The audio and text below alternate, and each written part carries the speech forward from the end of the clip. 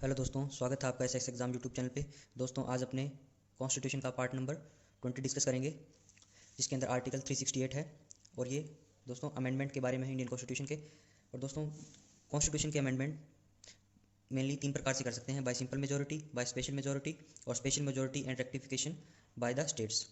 Simple majority में क्या होगा दोस्तों? लोकसभा प्लस राज्यसभा और प्रेसिडेंट की कंसेंट से लोकसभा से 50% प्लस एक वोट से पारित कर दो और राज्यसभा में 50% प्लस एक वोट से पारित कर दो। उसके बाद प्रेसिडेंट का साइन हो जाएगा तो कॉन्स्टिट्यूशन में अमेंडमेंट हो जाएगा। उसके बाद स्पेशल मेजोरिटी, इसके अंदर 2/3 प्रेजेंट होनी चाहिए और उसके बाद प्लस वोटिंग होनी चाहिए तो कॉन्स्टिट्यूशन में अमेंडमेंट हो जाएगा। उसके बाद special majority and rectification by the states. Lok Sabha, Rajya Sabha और प्रेसिडेंट तीनों से जब पास हो जाएगा वो, उसके बाद स्टेट्स की कम से कम 50% ऑफ द टोटल स्टेट्स इसके अंदर अपने को उनकी कंसेंट चाहिए, तब इसमें कॉन्स्टिट्यूशन में अमेंडमेंट होगा। आगे चलते हैं दोस्तों। इसके बाद है कॉन्स्टिट्यूशन में जो अमेंडमेंट है सिंपल मेजोरिटी से, वो किन किन एरियाज़ में होगा। Amendments related to the citizenship, अगर किसी सिटीजनशिप का मामला है तब इसमें सिंपल मेजोरिटी होगी। क्रिएशन और removal of legislative council, changing name और border of states, changes in schedule two emoluments, changes in the quorum rules and procedure in parliament. Amendments by special majority किन किन केस में होगा? Fundamental rights में अगर करना हो, directive principle of state policy में करना हो, all the provisions which are not covered by the first and third categories, इन दोनों के अलावा जो भी बचा उसके अंदर स्पेशल मेजोरिटी चाहिएगी। इसके बाद है दोस्तों amendments by special majority and rectification by the states. इसके अंदर दोस्तों स्टेट्स की भी अपने को कंसेंट चाहिए, तो मेनली जो स्टेट्स से रिलेटेड इशू हैं वो आएंगे इसमें। ठीक है, for example changes in executive powers between state and centres, election of president and its manner, changes in legislative powers between centre and states, representation of states in legislature, power of constitution to amend for the constitution, article 368 itself. अगर article 368 में खुद के अंदर change करना है तो amendments by special majority और states की कंसेंट चाहिएगी। अब दोस्तों आगे अपने इंपॉर्टेंट अमेंडमेंट्स के बारे में डिस्कस करेंगे जो अपने एग्जाम में आने वाले हैं। मेनली 3 प्रकार से अपने इसको डिस्कस करेंगे। अमेंडमेंट्स टू इंक्लूड और make changes in state, amendments which made changes in official language, other important amendments. ठीक है दोस्तों, अमेंडमेंट्स रिलेटेड टू इनकॉर्पोरेशन और चेंजेस टू द स्टेट्स, मतलब स्टेट्स में बाउंड्रीज के बारे में जो चेंजेस हुए थे वो अपने इस टॉपिक में डिस्कस करेंगे। 7th अमेंडमेंट हुआ था 1956 में, reorganisation of states based on linguistic basis. 7वां अमेंडमेंट 1956 में स्टेट्स का रीऑर्गेनाइज किया था उनको भाषाई आधार पे। ठीक है। 10वां अमेंडमेंट हुआ था 1961 में, दादर व Nagar Haveli added to union of India from Portuguese as UT.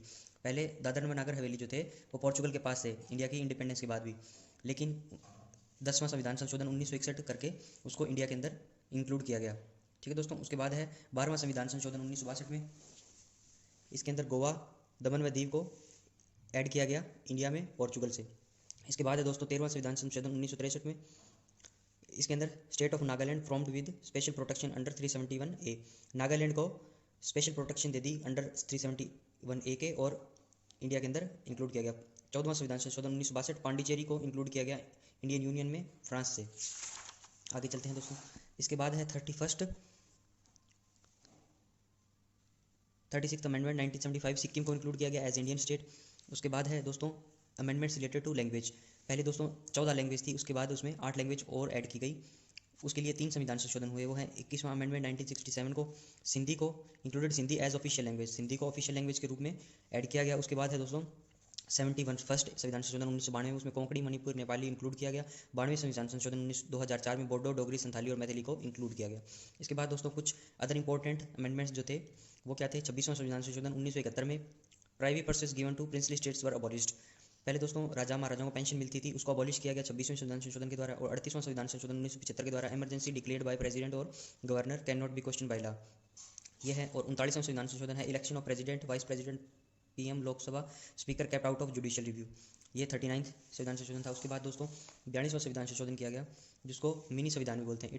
It was done during time of emergency, more focus was given to DPSP than fundamental rights, directive principle of state policy, नीति निर्देशक तत्वों को ज़्यादा इसमें वो किया गया, प्रायोरिटी दी गई फंडामेंटल राइट्स के द्वारा।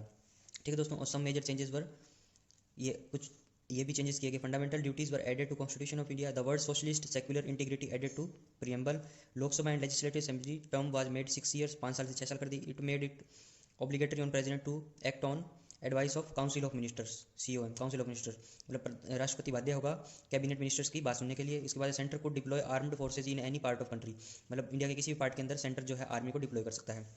इसके बाद दोस्तों 44वां संविधान संशोधन 1978 में हुआ, जो कुछ 42वें संविधान संशोधन के कुछ नियम थे उसमें रिपील किए गए। Many changes made in 47 the amendment act were repealed to restore our constitution more democrat. कुछ मेजर चेंजेस थे वो ये थे दोस्तों। Right to property was removed from fundamental right and made a legal right. Right to property को repeal कर दिया गया और उसको एक लीगल राइट बना दिया गया। In article 352 to proclaim national emergency internal disturbance were renamed as armed rebellion. जो इमरजेंसी थी 352 के अंदर इमरजेंसी लगाई थी वो, उसके अंदर जो शब्द थे इंटरनल डिस्टर्बेंस को उसको रीनेम कर दिया आर्म्ड रिबेलियन। अगर कोई वेपन्स यूज़ करेंगे तभी वो इमरजेंसी अपने लगा सकते हैं। It gave president power to send back the bill for reconsideration but once he has sent the bill again he has to pass the bill. एक बार वापस लौटा सकता है, अगर वापस आ गया तो उसको पास करना पड़ेगा। The court were restored the power to decide dispute on election. ठीक है, इलेक्शन के ऊपर कोर्ट्स को अधिकार दिए गए। 52वां अमेंडमेंट हुआ 1985 में एंटी डिफेक्शन लॉ शेड्यूल 10 के अंदर। 61st अमेंडमेंट 1989 के वोटिंग एज को रिड्यूस कर दिया 21 से 18 साल कर दी। और 73वां संविधान संशोधन 1993 में पंचायती राज सिस्टम को इंट्रोड्यूस किया गया शेड्यूल 3 के अंदर। और 74वां संविधान संशोधन 1993 में municipal corporation was introduced schedule 12 added.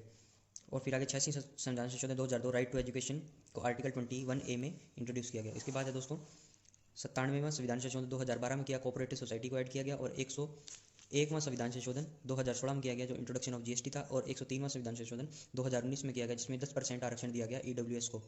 Okay, thank you.